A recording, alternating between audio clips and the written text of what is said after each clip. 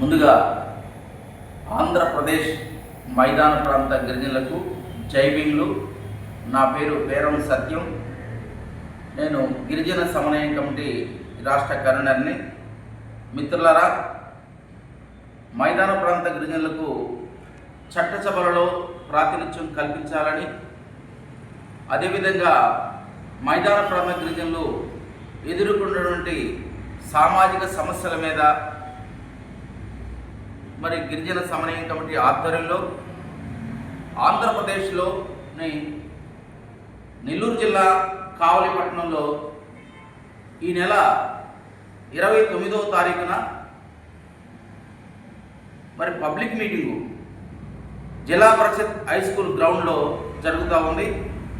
అందులో భాగంగా ముందుగా ఈ నెల 14వ తారీఖున కావల్లో గిరిజన జాతుల అభివృద్ధి కోసం, సామాజిక న్యాయం కోసం, ఆత్మగౌరవ రాజ్యాధికారం కోసం పనిచేస్తున్నటువంటి వివిధ గిరిజన సంఘాల నాయకులతోటి 29 జరిగేటువంటి మహాసభను జయప్రదం చేయడం కోసం ముందుగా వారి యొక్క అమూల్యమైనటువంటి సలహాలు, సూచనలు ఆ ప్రోగ్రాంను జయప్రదం చేయడం కోసము కలిసి వచ్చేటువంటి మిత్ర సంఘాలతోటి ముందుగా సమావేశం నిర్వహించడం జరుగుతుంది.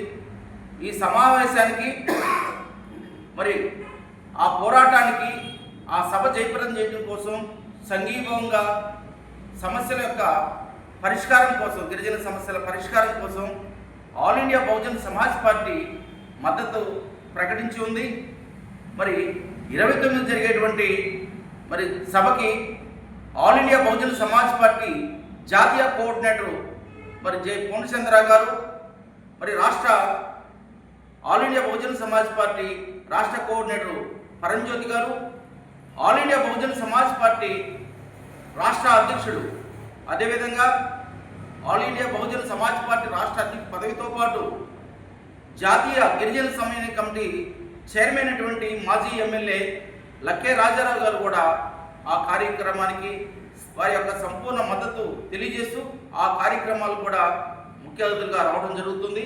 కాబట్టి మనం ఆత్మగౌరవం కోసం, రాజ్యాధికారం కోసం మైదాన ప్రాంత గిరిజనులు, మైదాన ప్రాంత జనాభా తామస ప్రకారం సకల రంగాల్లో వాటా కోసం మరి ఆ పోరాటాన్ని జయప్రదం కోసం ముందుగా 14వ తారీఖు జరిగేటువంటి రౌండ్ టేబుల్ సమావేశానికి ఆ జాతుల అభివృద్ధి కోసం పనిచేసేటువంటి మరి మిత్రులు, తోటి సంఘాలు స్నేహపూర్వకంగా మనందరం కూడా కలిసి మాట్లాడుకొని 29 జరిగేటువంటి పబ్లిక్ మీటింగ్ జయప్రదం చేసుకొని మరి ఆత్మగౌరవంతో ముందుకెళ్దామని చెప్పేసి మరి పిలుపునివ్వడం జరుగుతుంది. కావున ఈ కార్యక్రమానికి మరి బీసీ సంఘాలు, ఎస్టీ సంఘాలు కాకుండా ఇంకా ఎస్సీ సోదర సంఘాలందరూ కూడా మరి గిరిజనులు చేసేటువంటి పోరాటానికి మద్దతు తెలియజేయగా కోరుతాము. జై భీమ్, జై భారత్.